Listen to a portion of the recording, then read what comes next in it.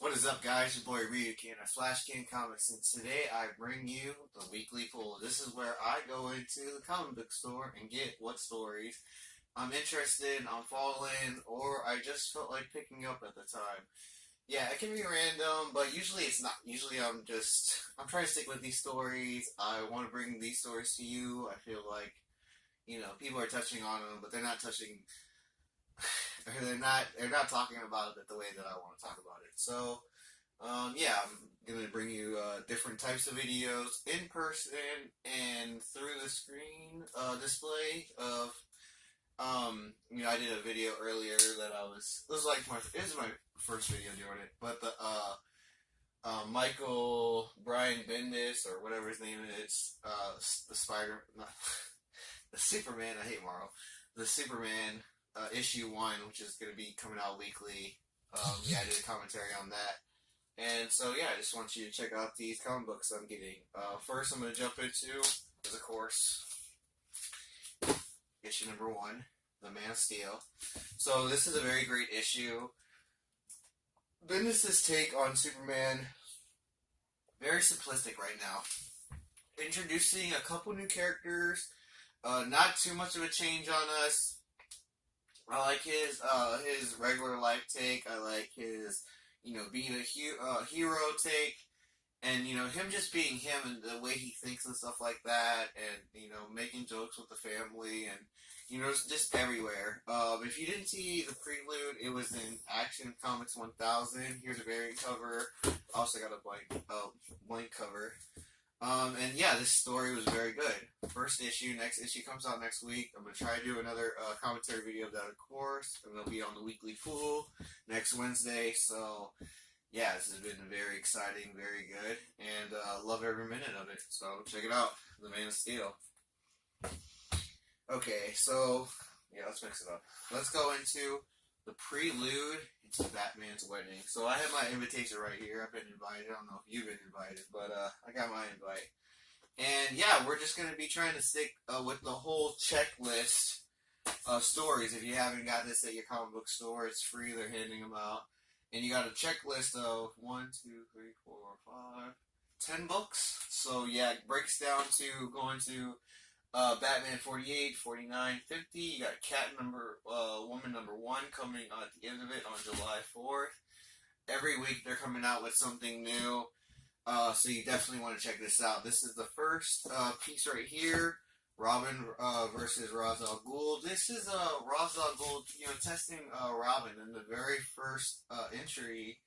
We get to see Selena Kyle and Damian Wayne finally spending not that mother-son time, but just those alter egos in their normal life and the situation that they're getting ready for they're getting ready for the wedding.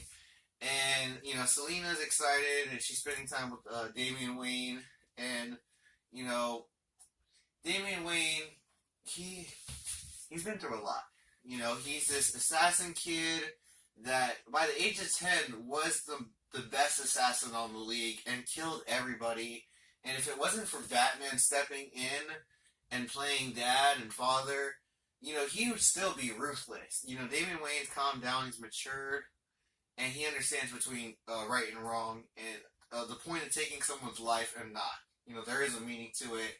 He understands the meaning, and he picks a good one if there is a necessary point. But for right now, Damian Wayne plays good guy.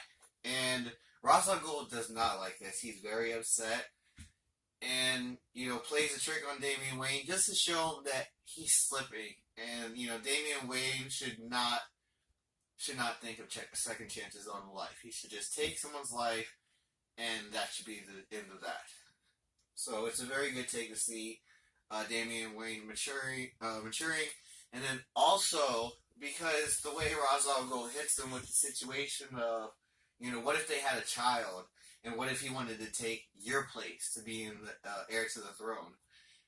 And Damian, he thinks about it in his head. At the very end of it, he asks Catwoman, like, is there ever going to be a kid between you and my dad? And, what is that about? And Selena has to be like, well, it's not really any of your business, but then at the same time, she gives him a little glimpse, like, I don't think I'm ready for that. I don't think I'll ever be ready for that. I've done a lot of things. We've done a lot of things. We're kind of like the same person. That we have to watch each other's back. But yeah, I don't think it's it for me to be a mom. So she's like, you don't have to call me stepmom ever, or whatever the case may be. So they're having a good relationship, and it's good to see stepping forward into the wedding on their half. Now, on the other half, Ra's al Ghul goes home to find all his assassins are dead. It's like, oh my god, what just happened? You find one assassin left with his eyes gone, just totally gone, can't see a thing, and he's like, all he wanted to know was were you invited to the wedding? And you see ha ha ha written everywhere. And it's just like one of those, oh snap. Like, this is redonkulous. Like, what is going on here? The Joker, like, poking at Ra's al Ghul? Like, out of all people to be poking at. To find all the assassins dead, the League dead, like, it is crazy. So, yes, this is a very exciting storyline, and I can't wait for it. Now, coming to the end, No Justice. So, No Justice, issue number 4. This is the last issue. If you haven't been checking it out, issue number 4. Each issue has came out weekly at $3.99. And this has kind of been like DC's rebirth crisis on a situation that is really, there is no justice. So if you checked out my other videos, I talk about the situation, and I'll go more in depth into the story later. But I want to say, let's just skip to the end. The ending to this comic book, even though it works and it saves the day, it's one of those character-defining moments like, what did we just do and what did we just witness? It is so epic, and it's just like, we saw something that we never saw before. We got to see the good guys and the bad guys, all be put together in a death-defying situation that needed extreme tactical skills on these 4 different trees that took over Earth in the very end. And the level of thought, that they have to make this play, you just can't believe what happens in the very end. Like, you're happy that Earth is saved and all the heroes, get to go on, but then it's just at the same time, it's like, what just happened? Oh my god, like, is it right or is it wrong? You just don't know. But everybody on Earth is saved. So it's just like, it's crazy. And yeah, No Justice. Very good story. Very happy with the way that it played out.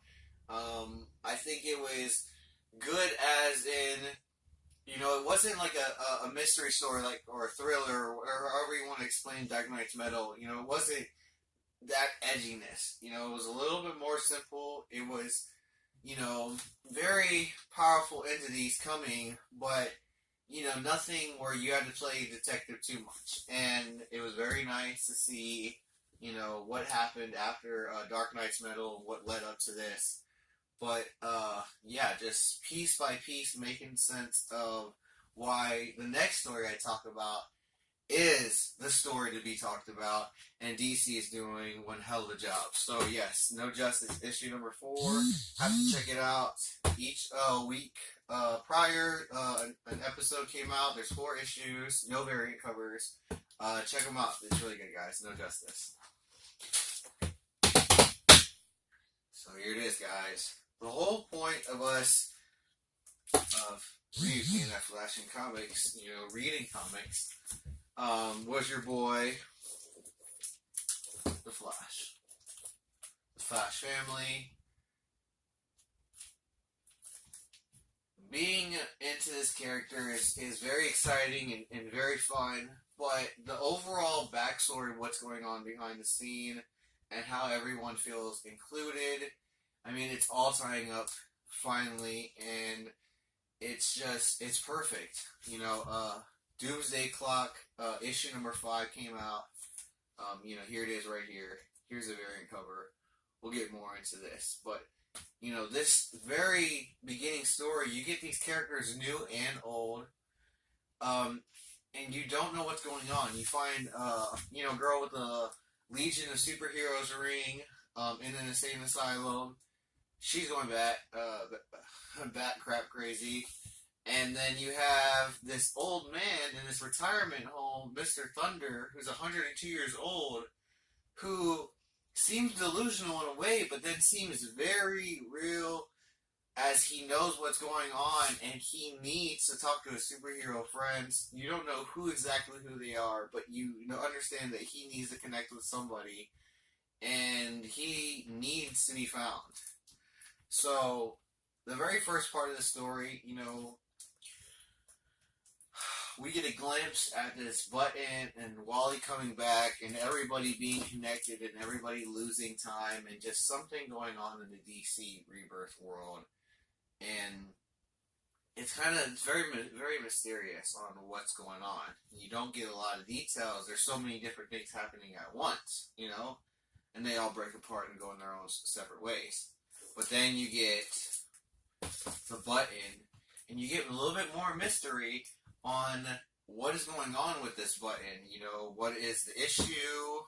Where does it come from? What radiation connection does it have? Who touches it? Who dies from it? Who do we get to see a glimpse of that's a forgotten hero? Just so many different things. And you don't get a lot on the Watchmen characters like you do in the beginning with, the Dr. Manhattan, mystery in the background. Maybe someone dying, the same way how the Reverse Flash dies in the Button story. Just so many different little things. So, this story finally is coming around in Doomsday Clock. And Doomsday Clock issue number 5, like I said, is so epic. Here's the variant cover for it. I've been waiting for this actual cover for a very long time to come out. I didn't know what issue it was going to be, but yes, I'm so excited that it's here. I had to get the variant cover. So let's just go through them real quick. So we have one holographic. Probably go back and pick up the cover A issue of that. I want to say this is cover A, not the variant. I'm not really for sure. But yeah, that's 2.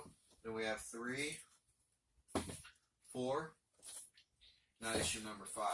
Now issue number 5, yet again, they talk about, the old man a lot during these first couple issues. He's in the background. He's not like being talked to directly. It's a lot maybe thought or story plot with these movies that he's watching that's trying to give him like an idea of remembering that he's a detective in some type of way, or he knows detectives. So with the old man, Mr. Thunder, he finally gets some justice, as in we get to see him escape. He meets up with Rorschach. Rorschach meets up with Saturn Girl. They both escape from the Arkham Asylum or something like that. Saturn Girl can actually read minds. She knows what's going on with Rorschach and wants to help him just off his thoughts alone, so he doesn't really have to explain anything to him. But remember, she's also from the future, so she knows a lot of things that are about to happen or have been happening. She's seen them all play out before, so it's very interesting to see her out and about. And then you have, the Mind and Marionette. They were, I want to say the last story, they were getting in some trouble looking for the Joker. So, yes, they're still looking for the Joker. I don't know. It sounds like Ozymandian, after his little, fiasco with Lex Luthor and the Comedian, they think that he's a fake costume hero and that, he would try to assassinate Lex Luthor. Lex Luthor is in the hospital. The first person that goes to see him is Lois. She's asking him questions while Superman's outside listening in closely. It's hilarious. Osmanian escapes from being, I want to say, they hit him with like a tranquilizer medicine. You see him just out, and they're like, yeah, he fell actually pretty high. He survived. Um, he has his medicine. He should be knocked out for a couple hours. But Ozymandias is so, I want to say so kick-ass, as in, within seconds, he's already waking up. He's already figured out how to get the guards back in. He's like, I want the keys to unlock me, and I want my cat. So yeah, he finds his cat, he finds his outfit, he gets out of there real quick. He goes back and sees that the Maya and Marionette are gone, and he's like, I knew this was gonna happen. And who's there? Batman. And it's funny to see Batman on Night Owl ship. And it's crazy. He's like, I read about you.